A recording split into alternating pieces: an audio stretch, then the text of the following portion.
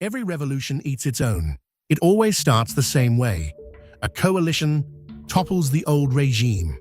Then, the most ruthless faction turns on the rest to keep the power they won together. The phrase comes from a Frenchman, Pierre Vergniaud, in 1793. And 3 days after he said it, he was guillotined for it. He wasn't the last. For the next 2 centuries, the same script would play out in Moscow in 1937, in Tehran in 1979, and somewhere, right now. Pierre Vergniaud was a lawyer. He was a leader of the Girondins, the moderate Republicans of the new French Republic. In October 1793, he was put on trial for treason against the revolution he had helped make. He told the tribunal his revolution risked turning on its own children. 3 days later, he was guillotined. 4 years earlier, the same convention had cheered the storming of the Bastille and voted to overthrow the king. They had built the guillotine to make the old regime answer to the people. But once the king was gone, the real question was who spoke for the people now. By 1793, the answer on paper was the Committee of Public Safety. In practice, it was a 35-year-old lawyer named Maximilien Robespierre. Robespierre believed virtue needed terror, that to save the Republic, he had to destroy what he called traitors before they destroyed it. So he sent the moderates first. The Girondins, including Vergniaud, were arrested. 21 of them were guillotined together on October 31st, 1793. Then he sent the radicals. The Hebatists, the men to his left who wanted more terror and wanted it without him, were guillotined in March 1794. Then he sent his own friends. Georges Danton, who had helped found the Republic. Camille Desmoulins, who had called the crowd to the Palais Royal before the Bastille fell. They argued the terror had gone too far, that a revolution that never stopped killing would destroy itself. At their trial, the convention passed a decree to silence them. They were guillotined in April 1794. By July, the convention itself was afraid. They had seen what happened to everyone who challenged Robespierre. On the 9th of Thermidor, they turned first. Robespierre was arrested. He tried to shoot himself. The bullet shattered his jaw. The next morning, he was carried to the same guillotine he had turned into a machine, his jaw wrapped in a bloody bandage. Before the blade fell, the executioner tore the bandage off. He screamed. Around 17,000 people had been officially executed in the terror, and thousands more died in prison. Robespierre had run that machine for 10 months. The convention ran him through it in 10 days. This was the pattern Vergniaud named, and it would prove far older than anyone in Paris that summer could have known. 140 years later, in another country that had just overthrown its monarchy, the same pattern would run at industrial scale. On January 21, 1924, Vladimir Lenin died. He left the Soviet Revolution to the small circle of men who had made it with him: Trotsky, Zinoviev, Kamenev, Bukharin, and a party secretary named Joseph Stalin. Within 13 years, almost every one of those founders would be dead. Stalin would see to it. Stalin maneuvered his rivals out one by one, Trotsky into exile, then Zinoviev, then Kamenev, then Bukharin. In December 1934, his closest ally, Sergei Kirov, was shot in Leningrad. Stalin called it a conspiracy. He used it to arrest everyone. In August 1936, Zinoviev and Kamenev, Lenin's oldest comrades, were put through the first Moscow show trial, then taken to a cellar and shot. Then came Pyatakov, then Bukharin himself, Lenin's favorite. All confessed on camera. All were shot. Next came the army. In June 1937, Marshal Tukhachevsky and 7 senior generals were tried in secret and shot the same night. Within 18 months, more than 35,000 officers were gone.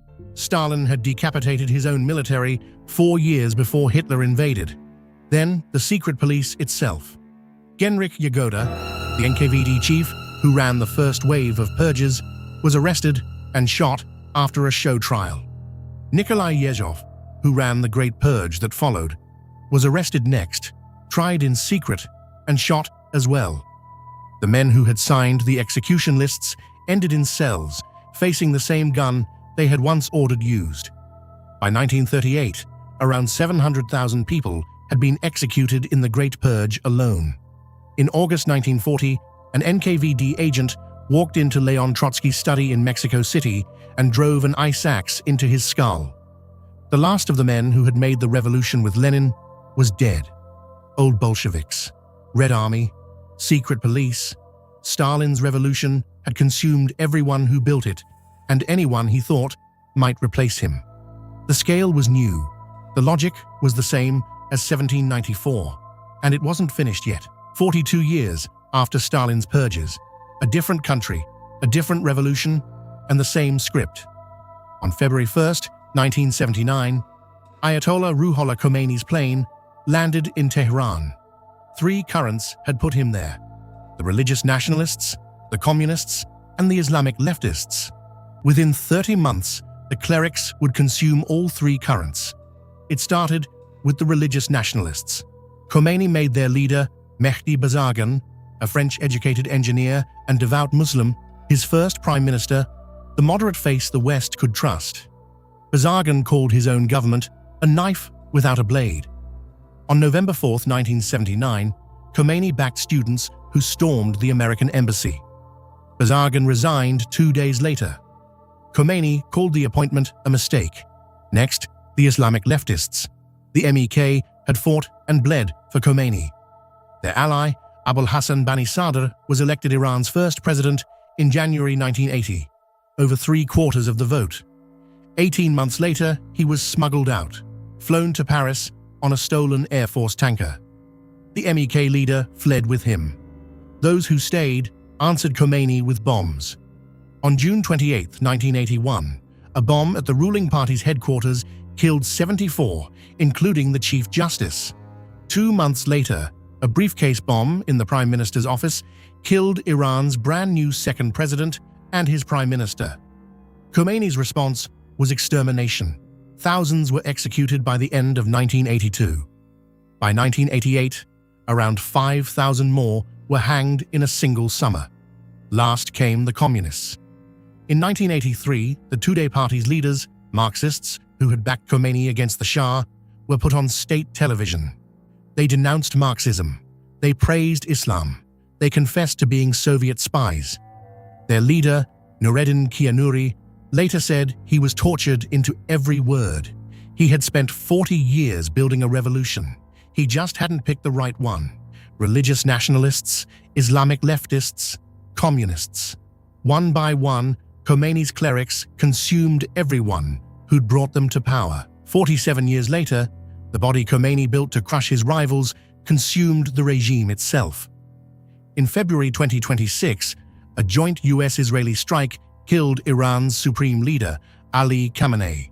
Within days, the Revolutionary Guards moved in, sidelined the elected president, ring-fenced the man they had named as the new supreme leader. Weeks later, no one had seen him.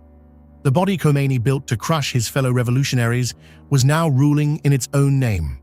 3 regimes, 3 centuries, 1 pattern. A revolution builds tools to defend itself, then treats every disagreement as treason, and finally turns those tools on the people who built them. The revolution devours its own children.